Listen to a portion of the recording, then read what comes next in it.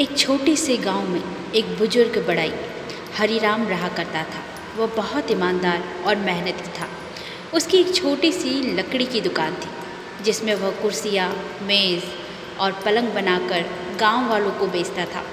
हरीराम का बेटा रोहित अब जवान हो गया था, लेकिन उसमें अपने पिता जैसी लगन नहीं थी। रोहित का मन काम में नहीं लगता था।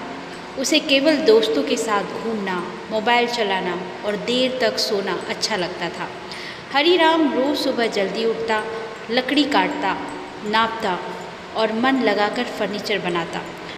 वह चाहता था कि रोहित भी उसके काम में हाथ बटाए ताकि वह धीरे धीरे काम संभाल सके। एक दिन हरीराम ने रोहित से कहा, बेटा आओ, आज तुम्हें एक मेज़ बनाना सिखाता हूँ।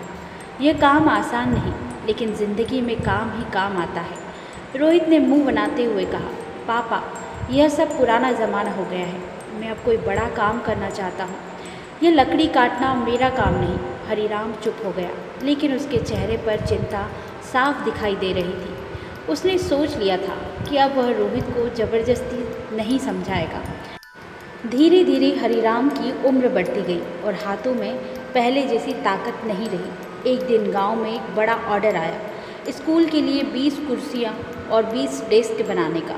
यह काम एक हफ्ते में पूरा करना था। हरीराम बहुत खुश हुआ था, लेकिन वह जानता था कि अकेले यह मुमकिन नहीं। उसने रोहित से कहा, बेटा यह अच्छा मौका है। अगर हम यह काम समय पर कर दें तो नाम भी होगा और कमाई भी। चलो मेरे साथ मिलकर काम करो। लेकिन रोहित ने टालते हुए कहा, मुझे दोस्तों के साथ बाहर जाना है, आप ही कर लीजिए। वैसे भी आप तो कर ही लेते हैं। हरीराम ने सिर झुका लिया और अकेले काम में लग गया। पहले दिन वह रात तक काम करता रहा। दूसरे दिन उसकी तबीयत बिगड़ गई। तेज बुखार और थकावट ने उसे बिस्तर पर डाल दिया। जब रोहित ने देखा कि उसके पिता अब उठ भी नहीं पा रहे, उसे पहली बार डर महसूस हुआ। वह दुकान में गया, देखा कि अधूरी कुर्सियाँ और फैली हुई लकड़ियाँ पड़ी थीं। उसके मन में अपने पिता की बातें गूंजने लगी। अगर पापा ने कभी काम छोड़ दिया होता तो आज हम भूखे मर रहे होते।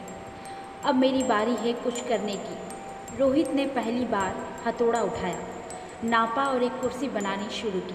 शुरुआत में उसके हाथ काँप रहे थे। लकड़ी टेढ़ी कमानी हो गई, हथेली में छाले पड़ गए, लेकिन उसने हार नहीं मानी। हर दिन वह सुबह जल्दी उठकर काम करता और रात तक जारी रखता। धीरे धीरे उसकी बनाई चीज़ें सुधरने लगी। आखिरी दिन तक वह ऑर्डर पूरा कर चुका था। गांव के स्कूल के शिक्षक जब ऑर्डर लेने आए तो उन्होंने देखा कि काम बहुत ही सुंदर तरीके से किया गया है। उन्होंने पूछा कि हरीराम जी नहीं दिख रहे, यह सब किसने बनाया? रोहित ने सिर झुकाकर कहा, मैंने। पिताजी बीमार हैं, लेकिन मैंने उनकी सीख से ही यह काम किया है। शिक्षक ने उसकी पीठ थपथपाई और कहा, तुम्हारे काम में सच्चाई और मेहनत झलक रही है। पक्का है कि तुम अपने पिताजी से बेहतर बड़ाई बनोगे। रोहित की आंखों में आंसू आ गए। वो भागता हुआ घर गया और अपने पिता को सारी बात बताई। हरीराम ने मुस्कुराते हुए कहा, बेटा तुम्हें आखिरकार समझ आ गया, जिम्मेदारी सिर्फ बोझ नहीं, यह अपने परिवार और आत्मसम्मान का रास्ता है। उस दिन से रोहित ने अपने पिता के साथ दुकान संभाल ली। अब वह रोज़ समय पर उठता, काम करता और हर ग्राहक से इज्जत से बात करता। गांव में लोग उसकी मेहनत और बदलाव की मिसाल देने लगे। एक दिन गांव के सरपंच ने रोहित से कहा, तुमने यह साबित कर दिया, जब इंसान जिम्मेदारी लेता है तो वह निखर जाता है। अब तुम्हारी कहानी सबको प्रेरणा देती है। रोहित ने मुस्कुराते हुए कहा, अगर पापा ने मुझे मेहनत का रास्ता ना दिखाया होता तो मैं आज भी अपनी ज़िंदगी बेकार कर रहा होता। दोस्तों, ये कहानी हमें सिखाती है कि ज़िंदगी में बदलाव लाना हमारे अपने हाथ में होता है। जब हम जिम्मेदारी को अपनाते हैं तो सफलता खुद हमारे कदम चूमती है। दोस्तों, उम्मीद करती हूँ कि ये कहानी आपको अच्छी लगी होगी। इस कहानी ने आपको भी कोई सीख दी होगी।